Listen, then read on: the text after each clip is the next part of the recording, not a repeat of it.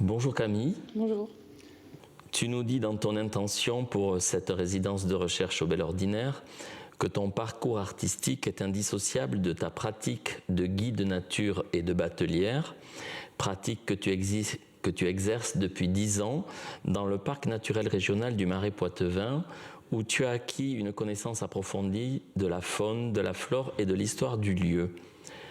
En quoi ton parcours artistique est-il indissociable de ta pratique professionnelle dans le Marais Poitevin ? Eh bien, en fait, c'est très simplement, c'est être confronté au vivant, aux autres formes de vivant, et pas que à l'être humain. Et puis là, en plus, en tant que guide, on a une posture, donc c'est-à-dire qu'on promène des gens qui viennent de partout en France en barque. Et donc pendant 1 heure, 1 heure et demie, 2 heures, on doit les sensibiliser sur des problématiques quand même assez importantes. Des fois, on peut parler de la chasse, de l'agriculture intensive, du maraîchage ou des méga-bassines. Enfin, en fait, c'est des conversations qui peuvent aller très loin aussi avec les gens. Et nous, on est là pour les amener à se poser des questions sur leur méconnaissance de leur territoire. Parce que c'est ça qui est le plus flagrant, en fait, quand tu es guide. Moi, je suis hyper spécialisée sur un territoire, mais par exemple, là, dans les Pyrénées, j'y connais rien. Mais c'est assez déroutant de voir à quel point l'homme s'est distancé, en fait, du rapport qu'on devrait entretenir avec les autres formes de vivants, quoi, étant donné qu'on en fait partie. Et qu'en est-il donc de l'influence de cette activité sur ton parcours artistique ? Ça, c'est difficile à dire. C'est vraiment l'observation, la promenade, le temps aussi. Parce qu'en fait, la temporalité dans le Marais est complètement différente. Le rythme de la barque, c'est un rythme très très lent. Et on est moins vite qu'un marcheur, quoi. Et donc, c'est tout ça qui va impacter mon travail. Ça peut être aussi des animaux sauvages que tu vois. En fait, tu changes de posture. T'es plus l'être humain bien installé dans sa société et tout ça. Là, t'es carrément... tu passes de l'homme prédateur à juste l'homme parmi quelque chose. Et c'est ça qui va beaucoup m'inspirer dans une philosophie. Et après, dans mes œuvres, ça dépend. Par exemple, j'ai fait des hôtels à insectes immenses dans l'objectif de, en fait, déterminer un espace dans une maison ou dans un lieu à destination des insectes. C'est-à-dire qu'au lieu de les faire sortir de chez soi, de les gazer, voire... en fait, c'est leur délimiter un espace. Et pour moi, ça, c'est un premier pas vers la cohabitation dans une société comme la nôtre qui est allée vraiment très très loin dans la distanciation, dans la dissociation avec le vivant. Voilà. Ta présence au Bel Ordinaire s'inscrit dans le dispositif Élan. C'est une résidence itinérante artistique dans 3 lieux de Nouvelle-Aquitaine, l'Agence culturelle départementale Dordogne-Périgord, Chabram 2 et le Bel Ordinaire. Face au dérèglement climatique, tu as fabriqué des rames pour te préparer à la montée des eaux. Et en ce moment, tu fabriques, dans le cadre de cette résidence avec 3 partenaires, donc tu fabriques des outils militants et ou performatifs. Peux-tu nous parler, nous préciser quelle est l'orientation de cette résidence au Bel Ordinaire ? Tout à fait. J'ai eu envie de fabriquer des cerfs-volants qui seraient utilisés après pour des moments de convivialité avec des gens, donc potentiellement performatifs.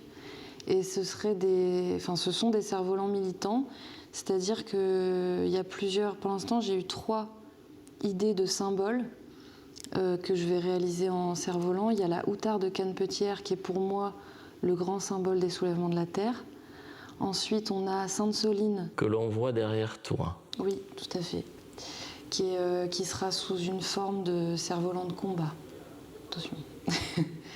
Après, on a Sainte-Soline en référence au 25 mars, la grande manifestation très violente qui s'est déroulée là-bas.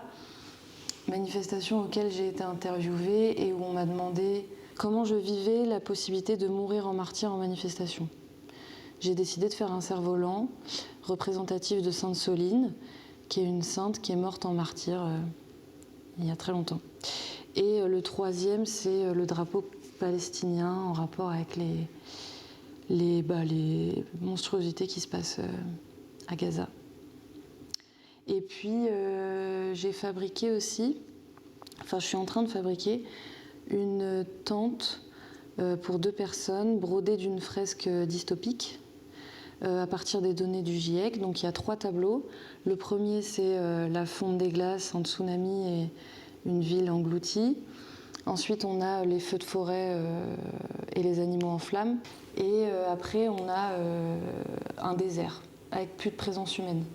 Et l'objectif de cette tente, c'était d'offrir aux spectateurs la possibilité de prendre le temps d'observer à l'extérieur et après potentiellement s'y engouffrer à l'intérieur pour déposer ces angoisses justement liées au dérèglement climatique et peut-être ressortir un peu plus apaisé et plus combatif peut-être aussi. Et en plus de tout ça, j'ai toujours fabriqué des outils, des kits de survie. J'ai fait un projet il y a quelques années où c'était que j'ai appelé Dérive. J'ai fabriqué un radeau avec un kit de survie et puis je me suis isolée 3 jours sur une île dans le Marais. Et donc le kit de survie, il est vraiment très présent dans ma pratique. Et là, je suis en train de dériver vers les armes. Voilà. Et donc ça, c'est ce qui compose ma résidence au Bel Ordinaire. Tous ces projets confondus. On parle d'éco-anxiété. Est-ce que c'est ta propre éco-anxiété sur laquelle tu t'appuies pour lui donner de manière formelle une corporéité? Complètement.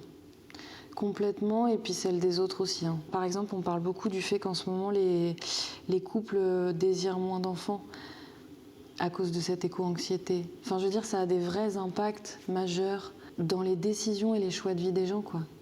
Donc je pense que c'est très, très, très important. Tu évoques l'ambivalence et la double facette de certains objets que tu produis. Est-ce que tu peux nous préciser cette idée d'ambivalence? Eh bien, par exemple, là, le kit de survie que je suis en train de fabriquer, il est disproportionné. Donc, en fait, on ne sait plus si on est dans l'objet de design, dans le jeu, le jouet, ou si c'est une œuvre. Voilà, ces différents éléments. Je ne sais pas encore si je vais les activer sous forme de performance ou si je les donne aussi à saisir aux spectateurs pour qu'ils puissent potentiellement les utiliser. Enfin, en tout cas, il y a une réflexion que j'amène là-dessus. Et vraiment, mettre le spectateur à l'œuvre dans les projets. Ça, j'aime bien. C'est une question qui est récurrente sur la destination, l'orientation des objets que tu fabriques. Ouais, vraiment, ouais. Je te remercie. Merci à toi.